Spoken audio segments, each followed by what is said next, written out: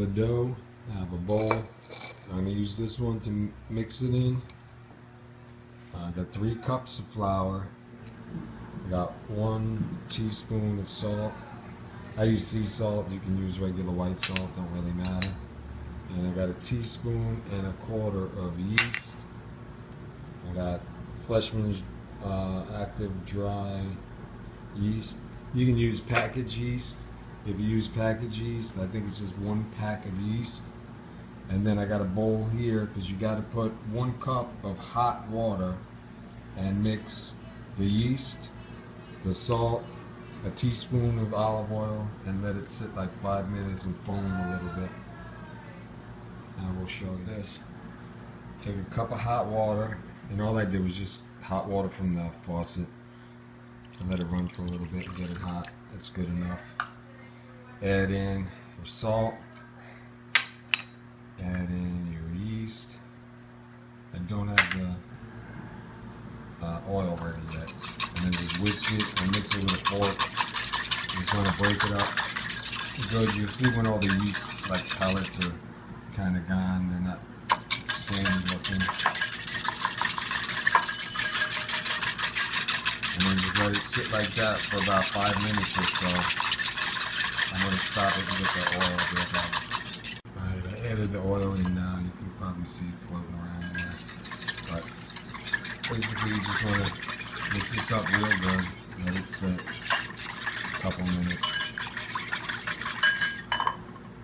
Now the fun part. You want to add that into a bigger bowl, your yeast and stuff like that. And then you're going to add flour to it. You don't want to add the full 3 cups right away. Add like a cup or cup and a half or so. I use a fork to get it started because I don't want it all over me, stuck all over me. And then you can see it starts getting a little bit kind of thickish. But you still can't really handle it yet. So then you just keep on adding flour until it gets to the point where you can actually like grab it like clay or Play-Doh and start messing with it. And this is basically just making your dough. See, it's starting to get a little bit better now. I'll come back when I get more in. Alright, I got it worked a little bit. It's kind of hard doing it with one hand, but it's got to be worked more because you can still see it's like kind of flaky. You just want to keep on squeezing it, pressing it, and rolling it around to get all of the loose flour up off the side. And it'll start getting sticky, and you feel it sticking to you and sticking to the bowl a little bit. So that means you're doing good. It'll get a little bit sticky. And what you want to do is you want to just make it so that it doesn't have really dry spots in between. Like how some of this, I don't know how good you can see it, but some of this is still kind of flaky. You just want to keep on like folding it, turning it inside out, and rolling it so that it becomes like, I don't know, like moist almost. And then I'll show you what you do after that. Into like a bowl of dough. Where now you can see, you can mold it and stuff like that. So that's good. Just leave that there for a minute. Take yourself another bowl that you're going to use. This is going to be your rising bowl, so let it rise because you got to let it rise. I don't know if you can see, but I put oil in there, like a half a teaspoon of oil. I'm running out of olive oil, so I'm using vegetable oil. You just want to take a piece of a paper towel or a napkin or something and spread that oil around inside the bowl. Right? It's kind of hard doing it one-handed. I feel like we're retarded. But just rub that around in there. Take your dough, drop it in, and then I'm going to cover it with a piece of saran wrap and let it sit. And you'll see, look at the size of it now, right? It's not super big. I'll cover it with the saran wrap and let it rise, and then I'll show you when it rises. Excuse me, not saran wrap, Glad cling wrap. But anyway, I got it covered, and you can see how big it is now. And when I, probably like in a half hour, just let it sit, you'll see it'll be like double in size, and that's what you want. You want it to rise up. All right, next thing is my rice. I just used, whatever, bagged rice. I got Uncle Ben's original this time. You can use any kind of rice, don't matter. You can use instant or not. I just prefer this now. I put 2 cups of rice, and they tell you to put 4 cups of water. Usually it's 1 cup of rice, 2 cups of water. I like to put 5 or 6 cups of water because I like it to cook a little bit longer. I like my rice a little bit more tender than what it comes out with just the 4. But you can use whatever, doesn't matter. If you use instant rice, boil in a bag rice, microwave rice, whatever. As long as you got rice to mix with it. And I'm going to start the chicken in a minute.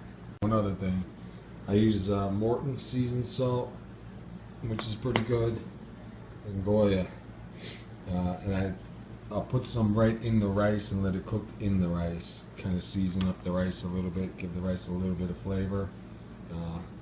There'll be flavor in the chicken and there'll be flavor in the sauce that you're going to make to go inside of it, but this helps give it some more flavor. And I just just sprinkle it on, not a whole lot, but just enough to give it some. Just like, you know, just sprinkle some of both, about that much, just to give it a little bit of flavor, you know. And what I did with this, I got 2 cups of rice and I got 5.5 cups of water. And I'll bring it to a boil. Once it boils, I'll stir it, cover it, and let it simmer for a while till all the water's gone and it's ready. And now the chicken, it's probably like 2 chicken breasts. These 2 are sliced in half. I believe I sliced that, like filleted it in half, and that's a little bit that's left. I'm just going to cut those up into cubes. What I do is when I get my chicken, I buy a big package of it, I trim it all up, I season it and freeze it separate, so I have different pieces for whatever, so that's why they look a little reddish. They're seasoned already. They were seasoned when I froze them. So I'll just chop them up into decent sized cubes and then we'll fry them up with some garlic. Okay, got my chicken all cut up. It's a little, you know, not really small cubes because I want to bite some chicken, you know what I mean? I want to taste it. But cut them up. Now this is starting to boil, so I'm just going to lower the flame down, give it a quick little stir.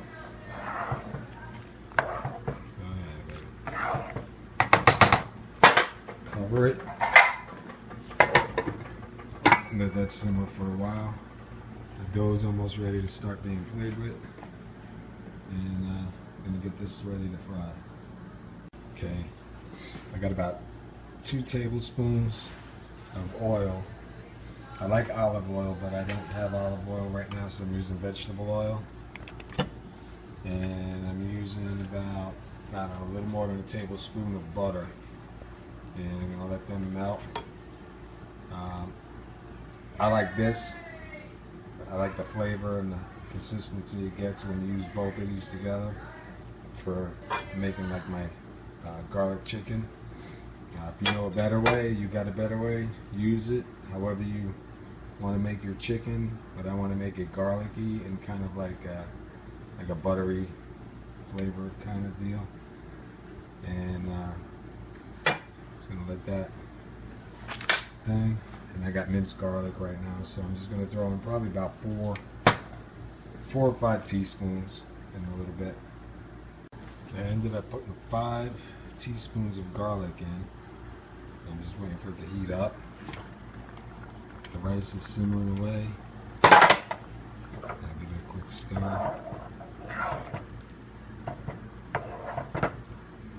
Yep.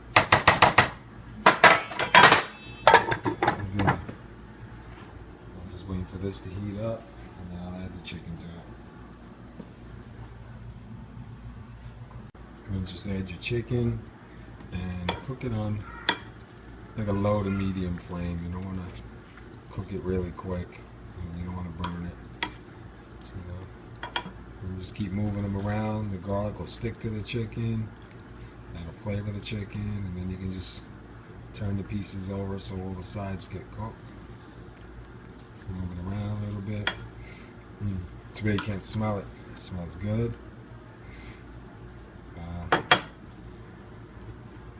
Lovely garlic in there. Oh yeah, it's gonna be good, good, good. You just want to make sure all the chicken gets cooked before you go and use it for anything else. I also got a pot roast going on in here with onions, potatoes, and carrots for later on. But anyway, I'll time lapse it. And here it is cooking. Next time you see it, it'll be almost done or done. Now what I'm doing is I'm using a can of cream of broccoli. You can use cream of chicken, cream of mushroom, cream of asparagus, whatever. I would have liked to have used 2, but I only have 1, so that's alright. And I filled it up 3/4 of the way with water. Mix it in a bowl. It'll be a little bit watery, which is good because when it gets with the rice will absorb it, so you want it a little thick. And I'm just going to add it right to the chicken. Right now the chicken is doing its thing. I'm going to add it right to it. Alright, add it to the chicken. Let it cook for a while.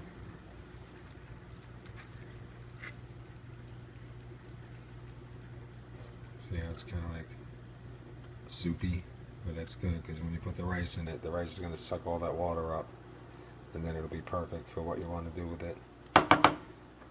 Then I just turn the flame up a little bit and let it simmer for a little bit. So the rice is just about done. BJ's frozen broccoli, and I'm going to cut up some broccoli to add to it. So I'll have rice, broccoli, chicken, and obviously cream of broccoli. This is about how much broccoli I'm going to put in. You can put any vegetable you want in. If you like broccoli, put broccoli. If you don't like broccoli, put whatever you want. You don't want to put a vegetable, don't put a vegetable. I'm running low, so all I got's broccoli right now. Otherwise, I'd put broccoli, I'd put peas, I'd probably put cauliflower. Okay, broccoli's cut up. I like them cut big. I like cutting my pieces decent size, you know what I mean? Because when I eat, I like to eat something and not just, think I'm eating it. I like to bite into an actual broccoli and an actual piece of chicken. But I'm going to start adding rice to it first. Now I put in about 5 spoonfuls like that. Mix it up. This way you got some rice and some broccoli. And then I'll start adding the chicken to it. Alright, I added all the chicken and I added 2 more spoons of rice.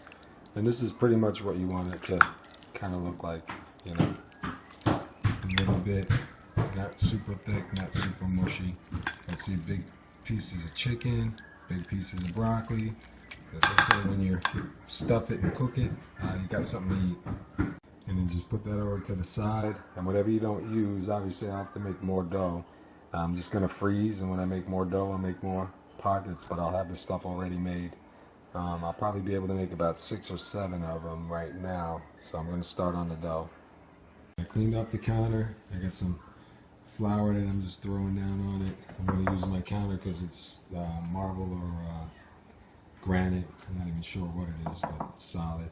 And then I got 2, I think they're 16-inch pizza stones is what I use. And I'll put them right on the stones and cook them. And I'm preheating the oven right now to 400. Right now it's at 100. So I'm going to start messing around with the dough and show you what sizes to make. I mean, you can make them any size you want. I make them kind of medium-ish, so I can make more. And this way, when I do eat it, I'm satisfied with 1 or maybe 2. But I just make a mess. That's just a fun time playing with the Play-Doh and building an audience here. So I'll be back. Okay, I uncovered the dough. You see, it got bigger. It rose. It didn't rise as much as it would if we were making bread because you only have a teaspoon and a quarter of yeast. When I make the French bread, usually I put 2 1/4 teaspoons, and it'll end up rising like double that size. But that's good. This is a good amount of dough. See how it is real nice and stringy and slippery. So now we'll just throw it over in the flour and start breaking pieces up to make our, I guess, Hot Pockets. I don't know what they really are, but they're just stuffed chicken, broccoli, and then I bake them in the oven, and man, they are good. Alright, first thing I did was, I must have dirtied the lens. I broke off a piece the size of I guess a handball or something, off of the dough. And I'm just going to throw it in the flour and flatten it out. So basically you want to flatten it out. It's probably about the size of my hand is what I'm making. and not super thin. You don't want it too thin that when you're trying to fold it, the stuff falls out, even though it does sometimes. So, and get yourself some, put it in and fold it over. Okay, I put a little bit much. I put about 2 spoonfuls on it, and then I'm just going to fold it over now. And I'll use my pizza cutter to cut the edges. Awkward trying to record with one hand and do with the other hand, but I'm just flattening them down. Some people use egg and stuff to seal them together. I don't like to. I've tried water. Water works alright too. But I just like flattening them down. And just take your pizza cutter, cut around like so. Take it off. Put that dough back in. And there you have almost like a little mini calzone stuffed pocket. Then I put it on the pizza stone, make a bunch of them, and then bake them up. Easy way to get them from your counter to the pizza stone. I use a spatula and just kind of peel underneath it until you know, I get it up without breaking it. So now it's on the pizza stone. And if you look at my hand compared to it, you know what I mean? It'll fit inside my hand. My hand's pretty big. It'll fit inside my hand.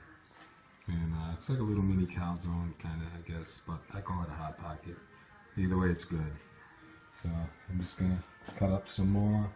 I probably have about 1, 2, 3, 4, maybe 5 more I'll be able to do. And put them on, I'll show you as I'm going. Okay. Put 5 there, 2 there, and I made just 2 little donuts. And I got a bunch left I'm gonna put in the freezer. So when I make more, I'll make double next time so I can make double this. But this is what they look like before they go in the oven. 2 of them gave me a hard time, so I had to kind of flip them over. And the oven is set at 400. I'll put it in there and bake it for about 20-25 minutes.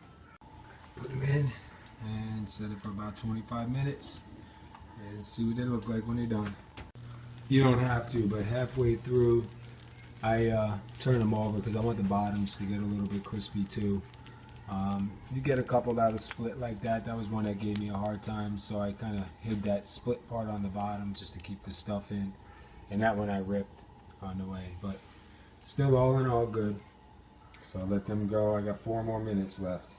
And here you have it. They're done. They're not super hard on the ends. You know, got a little bit of a thing to it, but you can push your finger through if you really wanted to. But as they cool, they'll get better. I wish I could just eat one now. I'm starving, but I burned my mouth to death. But anyway, that's what they come out looking like. And all you do, wait for it to cool. You can eat them now. What I do is I'll wrap them up in foil, throw them in the fridge, and then when I want one, take it out the fridge, throw it in the microwave for a couple minutes, or throw it in the toaster oven. I put it in the microwave because it's quicker.